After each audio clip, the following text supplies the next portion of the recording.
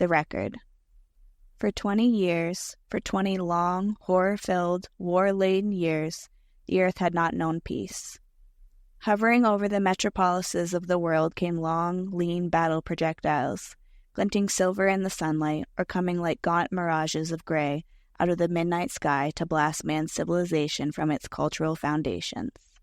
Man against man, ship against ship, a ceaseless and useless orgy of slaughter. Men at their battle stations in the ships pressed buttons, releasing radio bombs that blistered space and lifted whole cities up in shattered pieces and flung them down, grim ruins, reminders of man's ignorant hatreds and suspicions. And gas, thick black clouds of it, billowing over the cities, seeking every possible egress, pushed forward by colossal wind machines.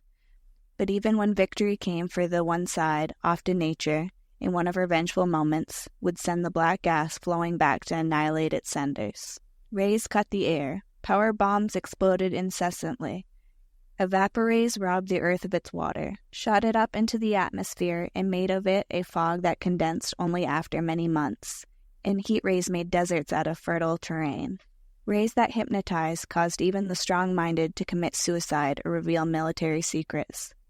Rays that affected the optical nerves swept cities and left the population groping and blind, unable to find food. It was a war that destroyed almost all of humanity. And why were they fighting? For pleasure and amusement. In the middle of the 22nd century, every nation had a standard defense. The weapons of war of each were equal, not in proportion to size, but actually, since manpower no longer counted high. Pacifism had done its best, but the world was armed to the hilt. And now, though illogically, it felt safe, for every nation meant the same as if all had nothing.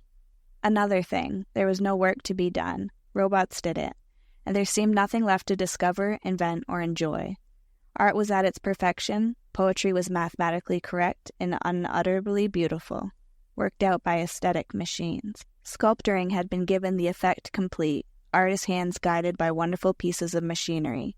Huge museums were crammed with art put out synthetically. And thus, it was with the many arts and their creators who grew stagnant in their perfection, and it was that way with the many sciences also.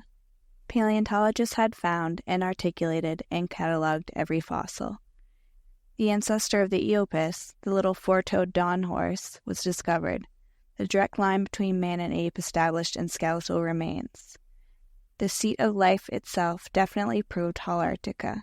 And great biochemists, skilled in the science of vital processes, had created synthetic tissues and muscles and flesh, built upon the frames that had been recovered bodies with skillful modeling. Even supplied them with blood and given them the spark of life, so that paleobotanists recreated the flora of a prehistoric era. Again, the ponderous amphibious brontosaur pushed through marshes. Fish emerged upon land, and the first bird, Archaeopteryx, tried his imperfect wings for flight.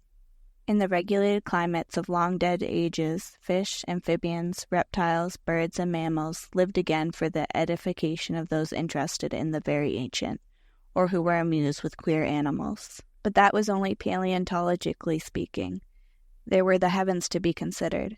They had been, the stars and planets weighed and measured, their compositions noted, courses plotted with super accuracy. Every feature had been mapped, every climatic condition recorded.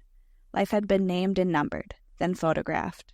And these were but first considerations. Actually, what wasn't known about the solar system had not occurred as yet, but that would probably be remedied by a machine to view the future. There was physics, biology, anthropology, zoology, geology, bacteriology, botany, and ologies and otanies and onomies such as ran into figures which only machines could calculate. A book could indeed have been written of the accomplishments of super race, but this is of the war itself and how it came about and how it all ended. Stated simply, in 2150, the point of diminishing utility had been reached. To the hungry man, the first course of dinner is wonderfully delicious, the second good, the third satisfying. Through the ages, people have hungered after luxury and leisure, but when he finds his food, a lot of it, man finds suddenly that it no longer appeals to him. In fact, too much is bound to make him sick and often disagreeable. He looks around for something else. So did the people of the 22nd century. They had all of the pleasurable amusements they wanted, but it was also intellectual. Everything was culture. They had surfeited with it, and suddenly they wanted to forget it. All play and no work made man a discontented citizen.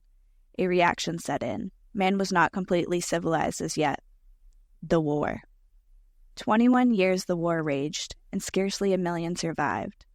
Bit by bit, this million was whittled down by the weapons of destruction to ragged handfuls of things that once had been cultured. Finally, only 100 humans remained alive, and they kept fighting blindly, none of them realizing how close to oblivion they were crowding themselves in the future of humanity, and they went on killing, killing, killing. It is doubtless but what the entire human race would have vanished, leaving the world to the more competent, though half-ignorant, hands of the beast, who fought and killed one another for self-preservation and for food, not because of madness, and who did not have books and talk and have culture. The human race would have gone, had it not been for the record. The fighters of war's end, leaving their machines and countries to congregate for personal combat, were engaging in hand-to-hand attacks in the ruins of what once had been a tall and powerful city in the 20th century, but now lay crumbling, its proud buildings falling to the ground, sticking out iron-rusted skeletons to the sky. And that city was Los Angeles. Hedrick Hunson was fighting with phosphorized fists, hand-enclosed in chemically treated gloves that burned as they struck the antagonist, insulated on the interior for the wearer. When suddenly the two of them were caught by a spreader. The other man died instantly, but Hedrick got it in the side and was whirled around sickeningly, and survived. He was laying painfully on something when he came to, but felt too dizzy and sick to move. At last, when his head had cleared a bit, he rolled over into a sitting position and reached out his arms to grasp a phonograph. Big things came in small packages in the days of 2171, and a portable phonograph might well be taken for a weapon of some sort, which was exactly what Hedrick thought. And you can hardly blame him, because no one in that generation had ever seen one of the things. There was a curious story connected with the dying of music, concerning the days of 2050 when there was a movement to stamp out all symphonies and songs and things even slightly sentimental. But back to Hedrick.